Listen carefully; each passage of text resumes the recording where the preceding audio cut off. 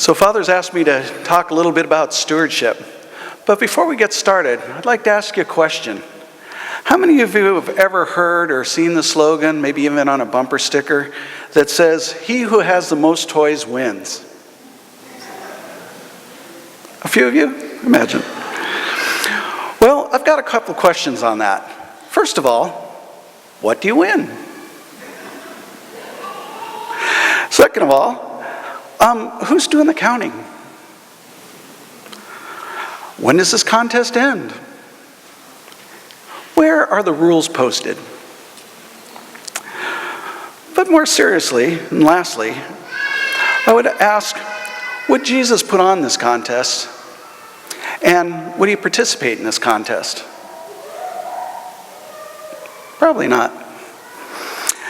But how many of us here act as if we're major contenders in this contest? I'm going to tell you, I was one of them. You see, I had more tools than Tim the Toolman Taylor. I am not kidding. I had so many tools, in fact, that in my garage, I actually went out and got insurance to cover all the tools that I had. So yes, quite a few tools. Anyway, I was becoming more and more concerned with the security of my garage. And you see, it was even getting to the point to where, because I had these tools, I started becoming picky about who would even come over to even see my tools, because I was concerned with it. So it was really putting something between me and other people. And I started to realize probably this wasn't the best. Well, during that time, I was going to Mass, and I was listening to the readings of St. Matthew. And, he talks about the three stewards, the one with the 1, the 2, and the 5 talents. And I was also listening to the ones on the widow's mite, the Good Samaritan, and of course Jesus saying, "For I was hungry, and you gave me something to eat. For I was thirsty, and you gave me something to drink. For I was naked, and you clothed me. And I was a stranger, and you took me in." This kind of made me reflect on really how I was living. Shortly after that, I was on a retreat, and a priest was talking about the 5 precepts of the church. The ones about going to Mass on Sundays, going to confession at least once a year, fasting, receiving communion, and of course, providing for the needs of the church. Well, then he asked a good question.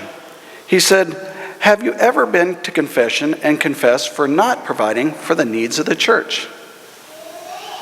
You see, for me, it was like, yes, I provided for the needs of the church after I had bought my tools and if there was something else left over. So it was not a good thing. So I was kind of like, wait, what? Provide for the needs of the church? No, not me. Then he mentioned that we were to be like those stewards. We're accountable for the gifts and talents that God has given each of us. We are to share our time, our talents, and our treasure, each according to our own needs, to either his or her own needs.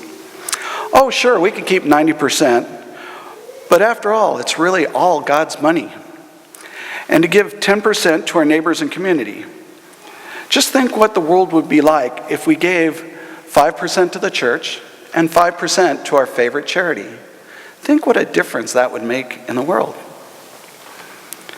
Well, building up our treasures in heaven gives us a feeling of accomplishment and pride in our ability to help others. It builds charity and compassion, not a feeling of fear or worrying about one's possessions. Quite the opposite of he who has the most toys wins. Wouldn't you agree? Well, I sat down with my wife and family and talked about giving, about volunteering, and talked about the treasures that's in each one of us. It started out small, but slowly but surely grew. And later, a couple years later, I was diagnosed with terminal cancer. We still continued to give, and we volunteered as best we could, and we were blessed, and blessed abundantly. You see that in planning on how to give and how much, I was able to set a budget. And within that budget, I was able to start saving, not just living paycheck to paycheck. And when I was finally too sick to work, friends I'd met through volunteering, well, they brought by meals. They took care of my yard and came by and mowed the yard and raked the leaves and pulled weeds. They even replaced the gutters on my house. And of course, they prayed for me and for my family. And you see, now they were family. And I'll never forget that. It didn't take long to see what was the difference between what was a need and what was a want. I sold most of my tools and gave them mostly away that I had been hoarding. And I got to admit today, I'm happier and more carefree, and I don't worry about the money as much because God will provide. You see, each one of us is a steward of God's providence. Each of us is given a talent from God, not just for ourselves and for our benefit, but for others as well. It's something to be shared, and as we're all part of God's family, we're called to share our time, our talent, and our treasures. See, God is a very generous God. He's given us health, life, peace, family and friends, a roof over our head, clothes on our back, and food on the table. We have something to be very thankful for in all of this. And in giving of our time and talents and treasures, we give thanks for all that has been given to us. We are called to be stewards of these gifts and to be more like Him. And to be called, since we're called Christians, to be more like Him as little Christ. All He asks is that you give back 10%, you keep the 90%, and be good stewards of that 90%. We are called to be a helping hand for those who are not as fortunate. After all, we are the church, you and I. We can make a difference. This is the body of Christ making a difference every day, right here, right now, at this parish. You are a crucial part of this legacy that has been entrusted to us. We need to build up our treasures in heaven, thinking more about the end game, beginning with the end in mind. That's what we are being called to do. You and I, me, all of us. Let's continue this legacy of generosity, our heritage of generous giving.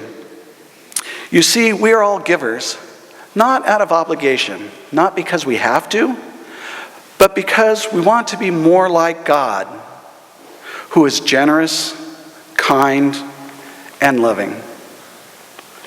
After all, as St. Paul says, what do we have that God hasn't given us?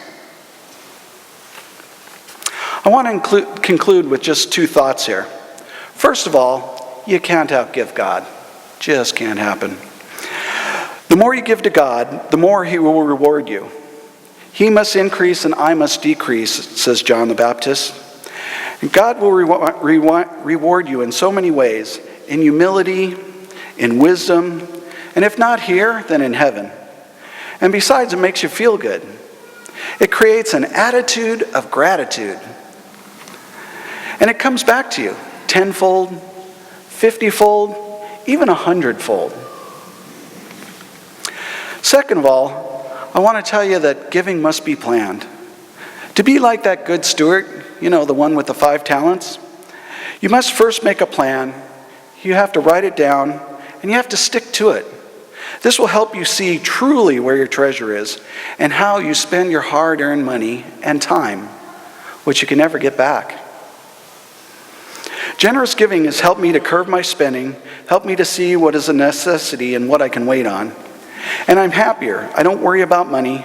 I literally just trust in the gifts God has given me. And you can do this too. Thank you for your time, and God bless.